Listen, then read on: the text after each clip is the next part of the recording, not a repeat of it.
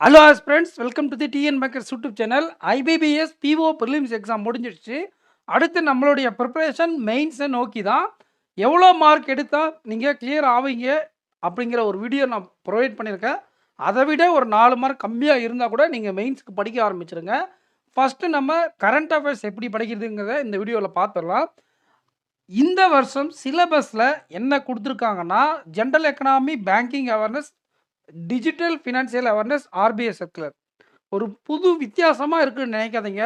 Already இருக்கக்கூடிய சிலபஸை தான் ஸ்ப்ளிட்டப் பண்ணி கொடுத்துருக்காங்க. இது ஒவ்வொன்றும் நாம் என்னென்ன அப்படிங்கிறத பார்ப்போம்.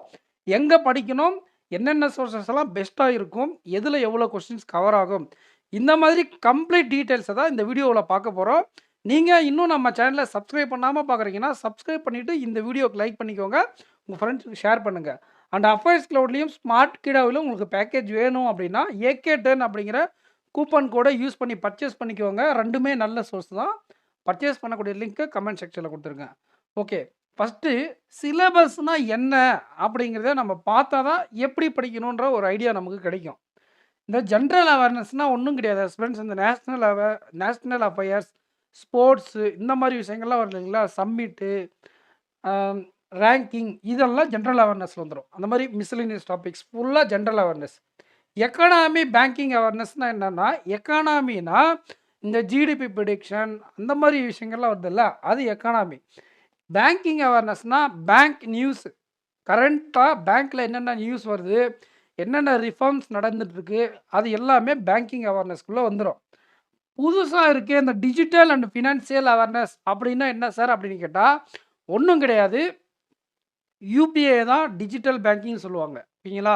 ஆன்லைன் டிரான்சாக்ஷன், ஆன்லைன் பேங்கிங், கம்ப்ளீட்டாக online transaction plus financial awareness. Financial அவேர்னஸ்னால் ஒன்றும் கிடையாது.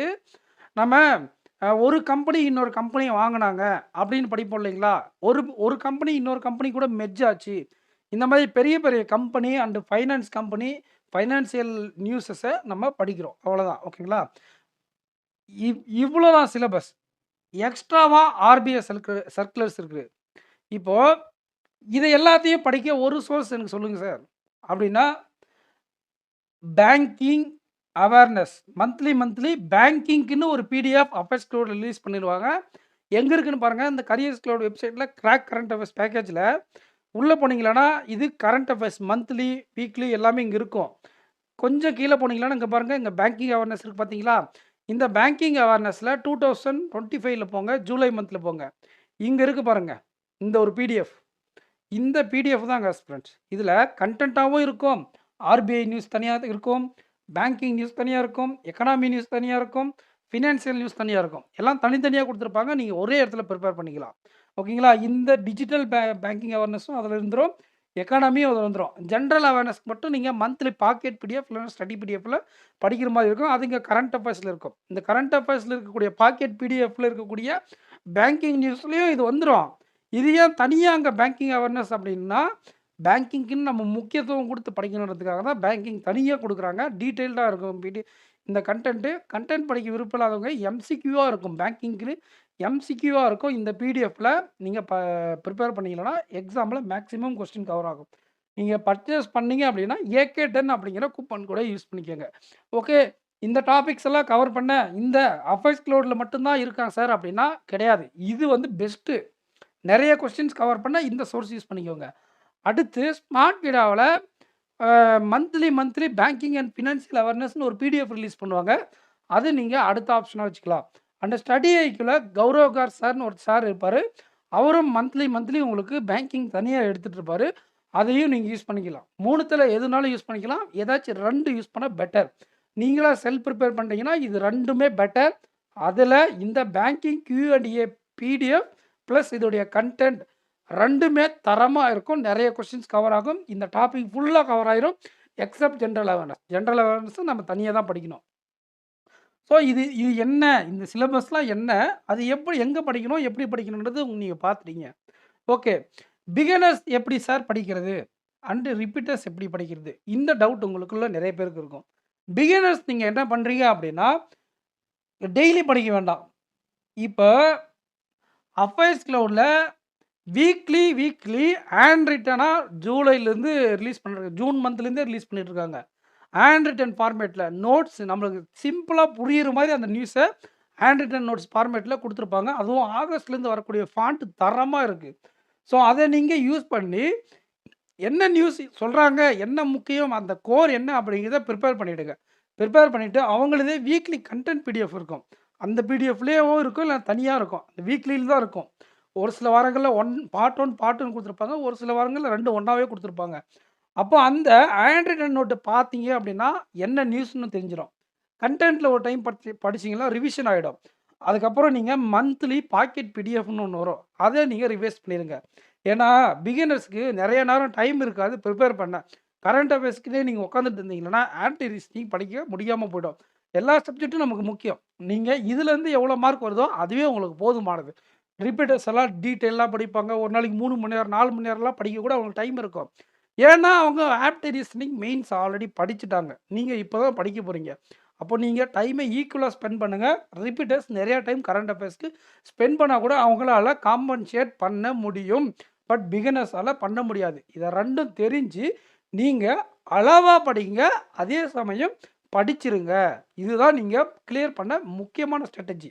பெருசா ஒண்ணும் வித்தியாசம் வராது. ஓகேங்களா? இவங்கள விட நீங்க 2 மார்க் கம்மியா வந்து ஒண்ணும் வித்தியாசம் கிடையாது. ஓகேங்களா? ஆனா நீங்க கரண்ட் அஃபேர்ஸ் மட்டுமே இவங்க பண்ற ஸ்ட்ராட்டஜில நீங்க போனீங்க அப்படின்னா, நீங்க கரண்ட் அஃபேர்ஸும் கம்ப்ளீட் பண்ண முடியாது.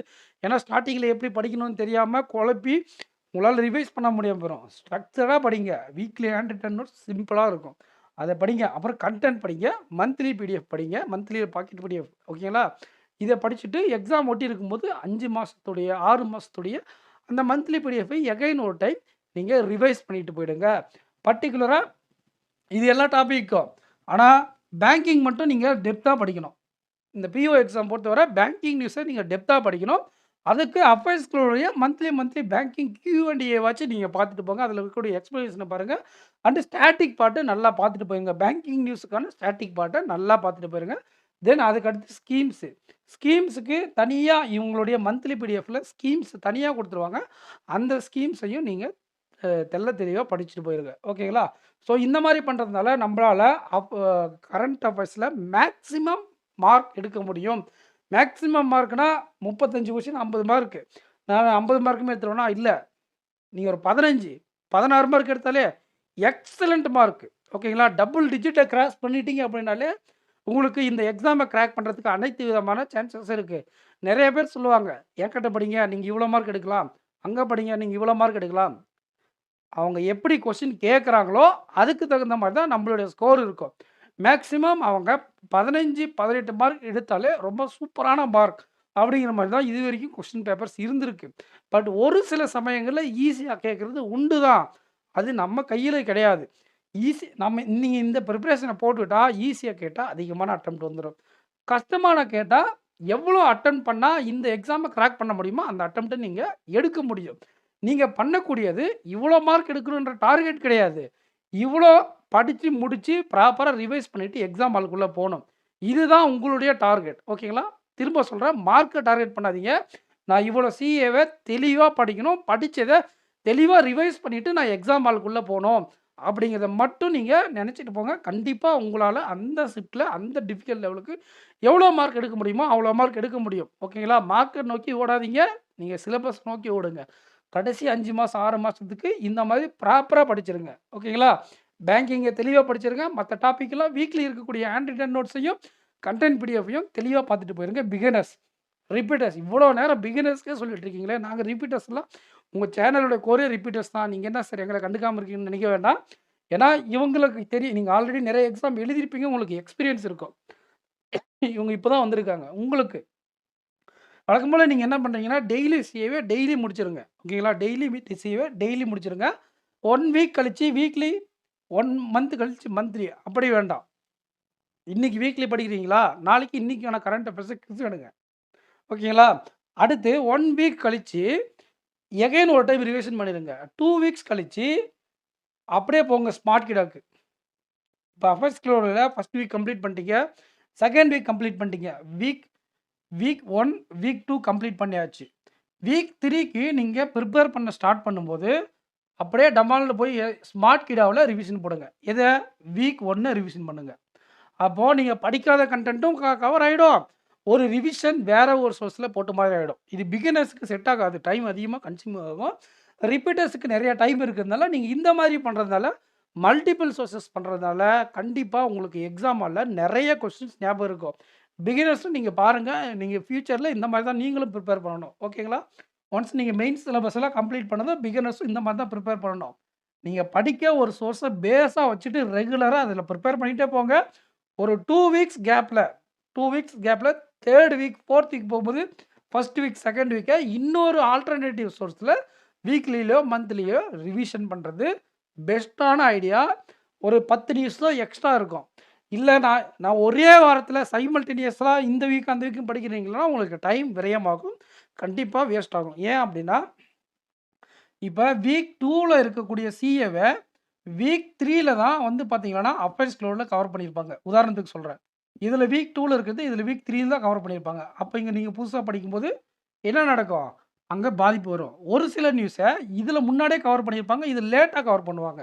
அப்போ அது முரண்படும். ஒரு சில நியூஸ் முன்ன ஒரு சில நியூஸ் பின்ன வரும். இதில் ஏதாச்சும் நியூஸ் விட்டு இருந்தால் அடுத்த வாரம் கொடுப்பாங்க. அப்போ நீங்கள் ஒரு 2 வீக்ஸ் தாண்டி போயிட்டீங்கன்னா இந்த ஒரு சோர்ஸில் இருக்கக்கூடிய எல்லா விதமான நியூஸும் படிச்சிட்டாலே அது அடுத்த சோர்ஸில் ரிப்பீட் ஆகாது. ஓகேங்களா? புதுசாக வராது. இந்த மாதிரி நிறைய பிரச்சனைகள் சால்வ் ஆகும். உங்கள் டைம் கொஞ்சம் சீக்கிரமாக ரிவிஷன் பண்ணுற மாதிரி ஆகிடும்.